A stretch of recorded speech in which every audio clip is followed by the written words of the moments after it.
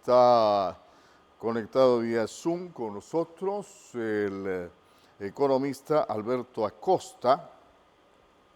El economista Alberto Acosta fue quien le tocó inaugurar y estar al frente de la Asamblea como presidente de la Asamblea Constituyente de Montecristi durante varios meses. En la Asamblea de Montecristi se elaboró la actual Constitución de la República.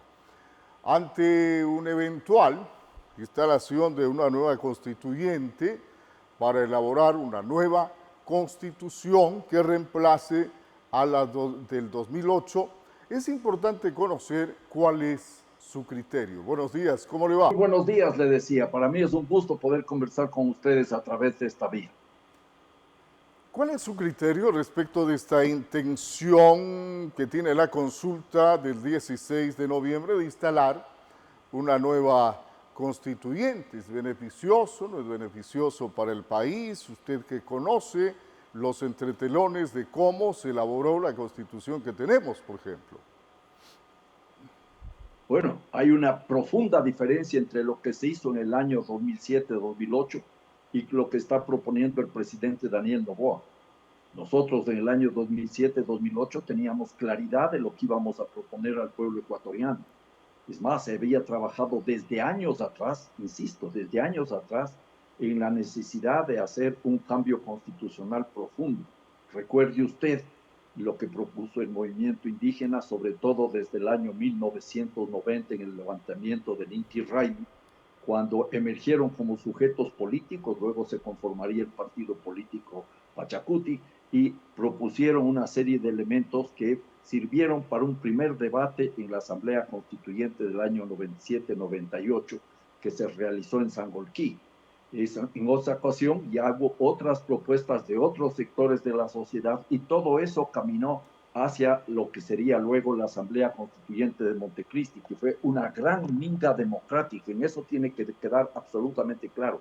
No es lo que está haciendo el presidente Daniel Noboa, que apuradamente, atropelladamente, en su afán de concentrar poder, cuando no logró doblegar a la Corte Constitucional, nos convoca a una Asamblea Constituyente y nos dice que luego de que gane la Asamblea Constituyente, quiero decir, el sí en la pregunta relacionada a la Asamblea Constituyente, la pregunta de, él nos va a decir el contenido de lo que será su constitución.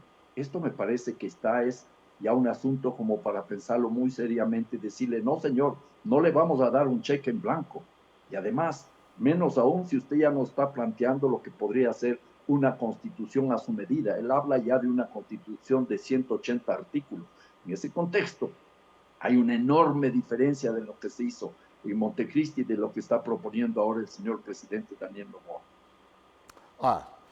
¿Usted considera que entonces la constitución que tenemos es la ideal en los momentos que está viviendo el país?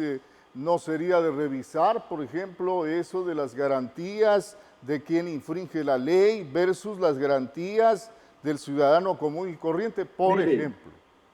por ejemplo, esa es una de las primeras grandes mentiras. No hay ninguna garantía extraordinaria para los delincuentes.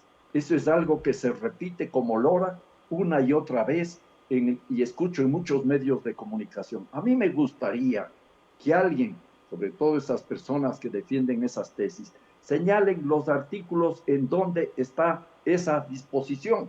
En ningún artículo de la Constitución va a encontrar esa disposición, ni siquiera en el tema de la prisión preventiva. Eso se trata muy marginalmente, dice que serán casos excepcionales la prisión preventiva.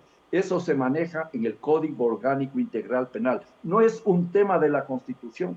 Por eso me parece a mí fundamental que se vayan desmontando todas aquellas mentiras, todas aquellas falsedades con las cuales se está tratando de engañar a la ciudadanía, diciendo, en este caso concreto, que la Constitución de Montecristi abre la puerta al crimen organizado, a la delincuencia y al narcotráfico.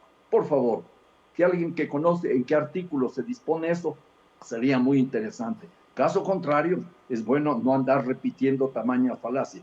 Yo creo que ese es uno de los puntos, entre muchos otros, que se señalan. Por ejemplo, le voy a mencionar otro que he escuchado con frecuencia, que porque en la Constitución de Montecristi se abre la puerta al control de los sectores estratégicos. No hay inversión extranjera privada en esos sectores estratégicos. Falso. Hay inversión extranjera privada ¿en dónde? En petróleo, en minería, en telecomunicaciones, en puertos y también hay en electricidad. ¿De qué estamos hablando? ¿Por qué tanta falacia? ¿Por qué tanto miedo a la Constitución de Montecristi? Y este es el punto medular.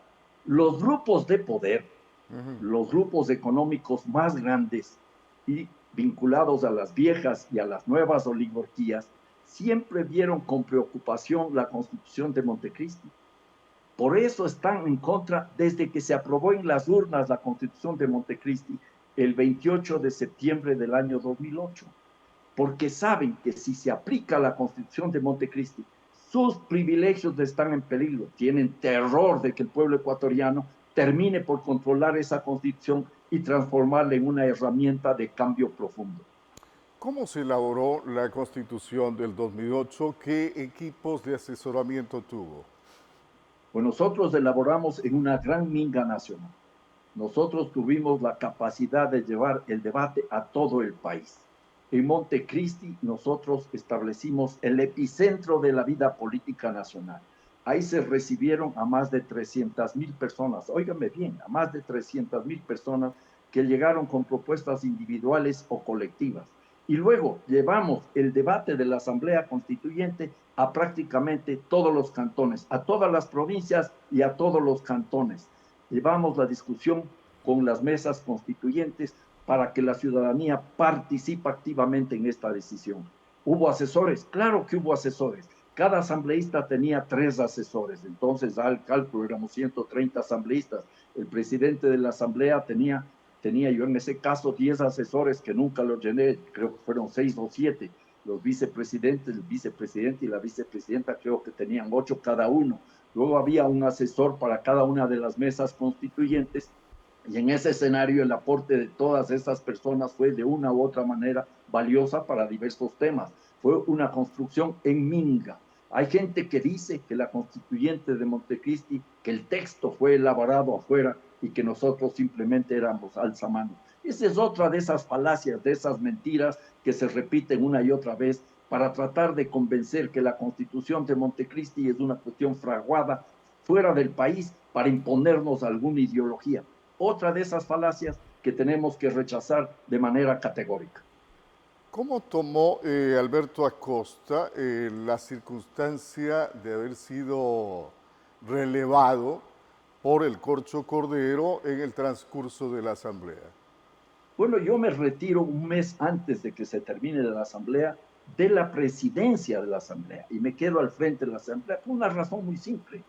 Yo le planteaba al entonces presidente de la República, Rafael Correa, y al Buró Político de Alianza País, la necesidad de ampliar un mes más el debate de la Asamblea para no perder la calidad, sobre todo en los encuentros con la ciudadanía. Porque, insisto, esto fue una minga importantísima, se fue construyendo artículo por artículo, con largos y profundos debates dentro de la Asamblea en Montecristi y con el contacto y el debate y la discusión con la sociedad fuera de la Asamblea de Montecristi. Así como llegaron 300,000 personas, debemos haber recibido más de 6,000 propuestas de artículos puntuales o incluso muchas propuestas de constituciones enteras que nos sirvieron para el debate. Entonces yo planteé quedarnos un mes más y me dijeron que no, que había el riesgo de perder el referéndum que teníamos que realizar luego de terminada la Asamblea Constituyente. Entonces preferí dar un paso al costado y seguir como asambleísta hasta el final. Y sigo defendiendo la Constitución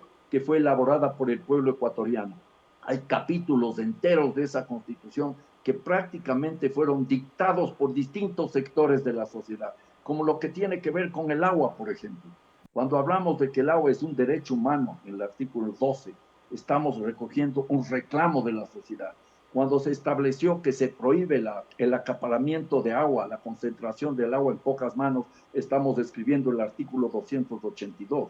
Cuando decimos que el agua no puede ser privatizada, se prohíbe toda forma de privatización del agua y se establece la prelación en el uso del agua, primero para seres humanos, segundo para la soberanía alimentaria, tercero para garantizar el ciclo vital del agua y cuarto para otras actividades productivas. recogimos el mandato de campesinos y campesinas, de indígenas y de indígenas y de otros sectores del país que defienden la tierra, como son los motubios, como son los cholos, como son los afroecuatorianos y muchos compatriotas mestizos que viven en el campo.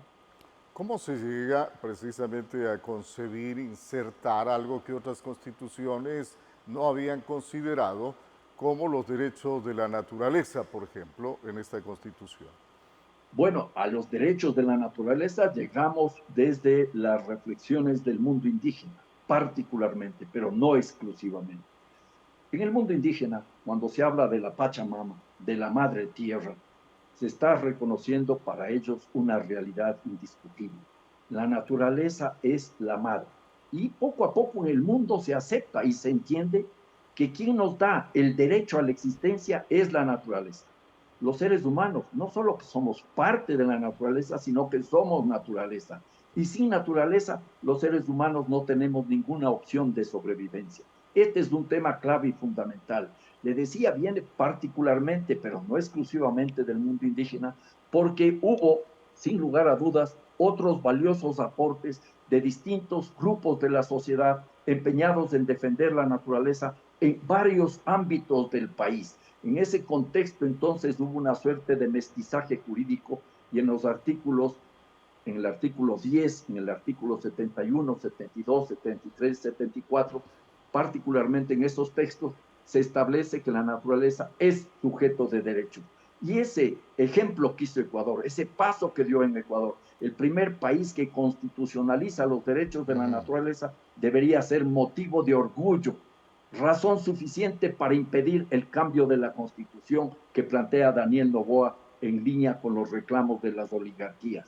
Ese ejemplo está circulando en el mundo. Ecuador es referente en más de 40 países en donde a través de distintas disposiciones legales se están incorporando los derechos de la naturaleza. Eso a mí me llena de mucho orgullo y creo que debería llenarnos a todos nosotros, los que habitamos en esta tierra maravillosa, de orgullo, satisfacción y llenarnos de fuerza para decirle no a esta pretendida constitución del presidente Noboa que va a ser regresiva en derecho. A propósito de que ha empezado ya la campaña por el sí, por el no para la consulta, ¿qué actividades van a impulsar por el no ustedes? Bueno, yo estoy haciendo a título individual todo lo que es posible. Yo no formo parte de ningún partido político. Tenemos un pequeño colectivo que se llama Montecristi Vive y nuestra tarea ha sido defender la constitución de Montecristi. Conscientes de que se pueden hacer ajustes en la constitución, por supuesto. Nada está escrito en piedra, pero si van a restringir derechos y garantías, pues habrá que oponerse. Y eso es lo que estoy haciendo y recorro el país. Espero estar este lunes 10 de noviembre en la ciudad de Santo Domingo de los Áchilas. Para mí siempre es un gusto estar en esa maravillosa tierra y seguir discutiendo, aportando y analizando y defendiendo, de paso lo digo, el Bombolí, que es un ejemplo de lucha ciudadana para garantizar la vigencia de los derechos de la naturaleza. Listo. Gracias por estar con Muchas nosotros, gracias y muy economista. buenos Gracias días. a usted. Gracias a usted. Economista Alberto Acosta, ex presidente de la Asamblea Constituyente, que funcionó en Montecristi del 2007 al 2008 y elaboró la constitución que tenemos actualmente. Ha dado su criterio respecto de la posibilidad de que se instale una nueva constituyente como resultado de la consulta que está prevista para el 16